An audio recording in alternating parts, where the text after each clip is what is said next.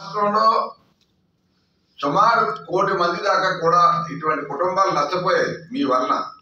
ఆ పథకాలు అందక కేవలం నువ్వు పెట్టిన రూల్స్ వల్ల 300 రూపాయలు కరెంటు బిల్లు దాటితే నీకు సంక్షేమ పథకాలు ఇవ్వడానికి వీల్లేదంటాం. ఈవేళ మన రాష్ట్రంలో చూస్తున్నాం, అంగన్వాడీ టీచర్స్ హెల్పర్స్ కూడా వాళ్ళ జీతాలు ఎంత కొని 13,500 ఏదో చెప్పాము మనం అనుకుందాం. వాళ్ళకు కూడా రేషన్ కార్డు కట్ చేసి సంక్షేమ పథకాలు కట్ చేసి ఎలా అంటే అది వీళ్ళందరూ కూడా సామాన్యులు, బిలో సామాన్యులు. ఇక్కడ మనం ముఖ్యంగా నా నియోజకవర్గం తీసుకుంటే సంవత్సరం ఘోరమైన పరిస్థితిలో ఉంటారు. ఆ 2 షాపుల్లో పనిచేస్తే వాళ్ళకి కట్టదు. బాబు ఎవడో చెప్పుకుంటామండి మా పరిస్థితులు అంటే. జనం పాపం మనం వెళ్తే నేను ఒక ఛాలెంజ్ చేస్తున్నాను, వైసీపీ నాయకులు ఎవరైనా మాతో పాటు వీధులు తిరుగుదాం, ఎన్ని వీధుల్లో మీ పథకాలు అందుతున్నాయో మీరు చెప్పిన విధంగా మెజార్టీ మీరు చెప్పిన 90% వస్తే మేము మీరు ఏం చెప్తే చేస్తాం, సిద్ధంగా ఉన్నారండి ఎవరైనా వస్తే. కానీ దానికి ఎవరు ఈ బోర్డుగుంటికి సున్నం రాసినట్టు ఏదో సమాధానం చెప్తారు తప్పితే ఇక్కడికి సరదాగా మీరు రండి మేము వస్తాం ఛాలెంజింగ్గా వెళ్దామని ఒక్కడు కూడా మాట్లాడతారు.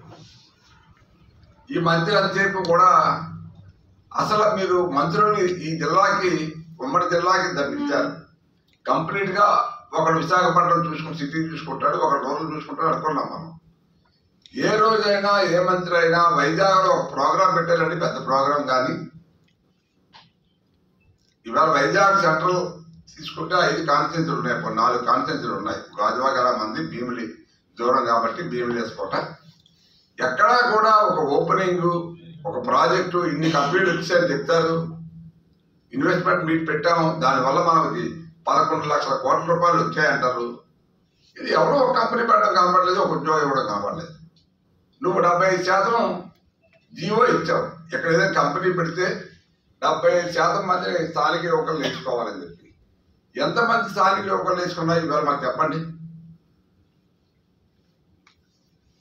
ఒక డేటా లేదు, ఒక పని లేదు.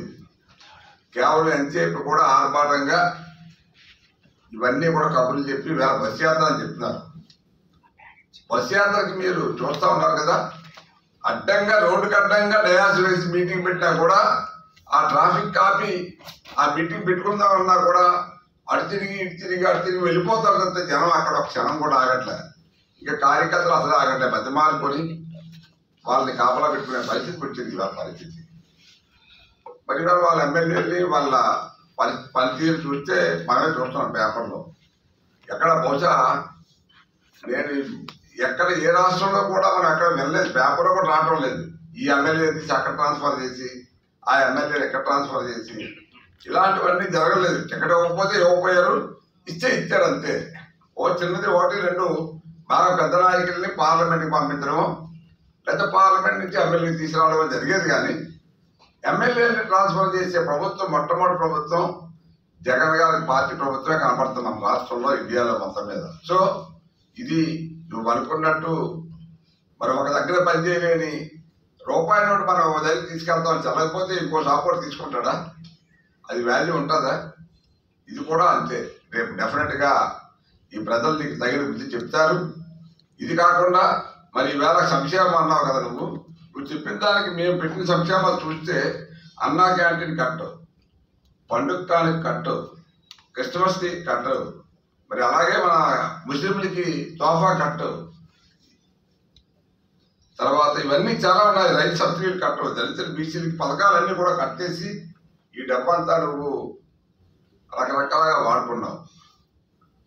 సో ప్రజల ద్వారా మరొకసారి నేను కోరుతున్నా, మీరు తెలుసుకొని ఈ మహానుభావుడు మళ్ళీ మేము ఏదైతే ఆ పథకాలు పెట్టామో 6 పథకాలు 6 ప్లేట్లు, అందులో 3 పథకాలను ఇప్పుడే అమలు చేయాలని ప్లాన్ చేస్తా ఉన్నాడు.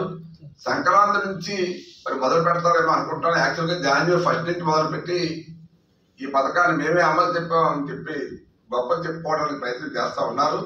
ఒక టీంని 2, 3 రాష్ట్రాల్లో పంపించారు, కర్ణాటకకి, అక్కడికి. ఆ టీం వచ్చాక రిపోర్ట్ చేస్తే బహుశా నేను అనుకోవడం సంక్రాంతి తర్వాత మరి ఆ స్కీము ఏదైతే ఉందో ఉచిత ప్రయాణం మొదలు పెడతారేమో చూడాలి.